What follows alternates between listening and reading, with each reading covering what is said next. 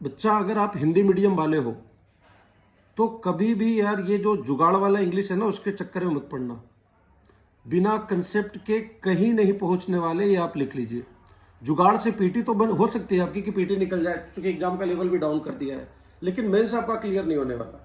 जिस लेवल का cut off जा रहा है, अगर आपका 2-4 सवाल भी गड़बड़ हुआ तो कहानी खत्म, फिर अगले साल की तैयारी में लग जाइए।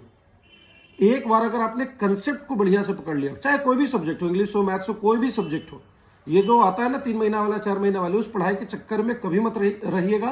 और खास तौर पे इंग्लिश में तो सोचना भी नहीं है। इंग्लिश को एक बार पढ़िए, दबा के पढ़िए, जम कर पढ़िए। और जितना ज्यादा, अभी मैं पिक्योरस का वो करा रहा हूँ, सोल्यूशन करा रहा हूँ, आप देखोगे कि अगर 10 क्वेश्चन है पिक्योरस वाले तो 9 तो केवल बस ग्रामर को देखकर 1 सेकंड लगता है वो आंसर निकालने में। तो कंसेप्ट के साथ जाइए।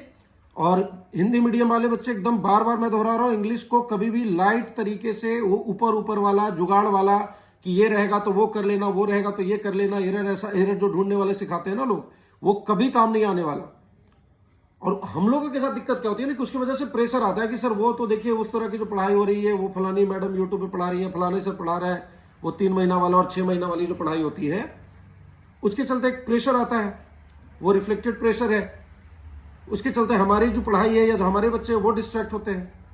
तो इसलिए मैं बात बोल रहा हूं कि कभी वो काम नहीं आने वाला। भैया मुझे क्या जाएगा, मुझे तो और आसानी होगी ना। अगर मैं 6 महीने पढ़ाऊं, पैसा भी ज्यादा कमाऊंगा यार, मेहनत भी कम लगेगी।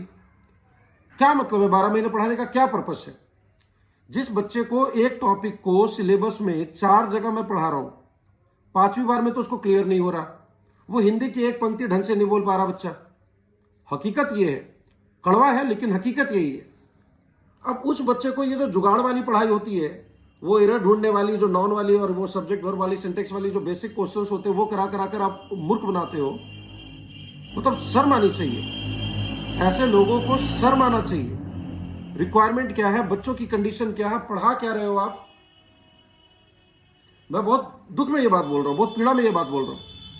और फिर से मैं आगाह कर रहा हूं, तमाम बच्चों को ये आगाह कर रहा हूं कि कभी भी उस ट्रैप में नहीं फंसना, किसी भी शर्त पे नहीं। जहां पढ़िए, मैं ये नहीं कह रहा कि आप हमसे पढ़िए, जहां भी पढ़िए चैप्टर वाइज जितने डिटेल्स है। अगर आपने एडजेक्टिव पढ़ा है तो एडजेक्टिव का चाहे बुक ए हो चाहे बुक बी हो, एक भी क्वेश्चन नया नहीं आना चाहिए। अब उसके लिए एडजेक्टिव के 60 नियम पढ़ने चाहे 70 पढ़ने पड़े, वो एक बार पढ़ेंगे ना। 10 एडजेक्टिव पढ़ लिया, 20 एडजेक्टिव के रूल्स पढ़ लिए, अब वो डिग्री समझ में नहीं आ रही, कंजंक्शन समझ में नहीं आ रहा, कंजंक्शन कंपैरिजन नहीं समझ में आ रहा, क्लॉज नहीं बनाने आ रहा, फिर वो 6 महीने बाद आपको दोबारा पढ़ना पड़ेगा। ऐसा पढ़ाई नहीं करें, कोई लाभ नहीं होने वाला। जो पढ़िए जम के पढ़िए।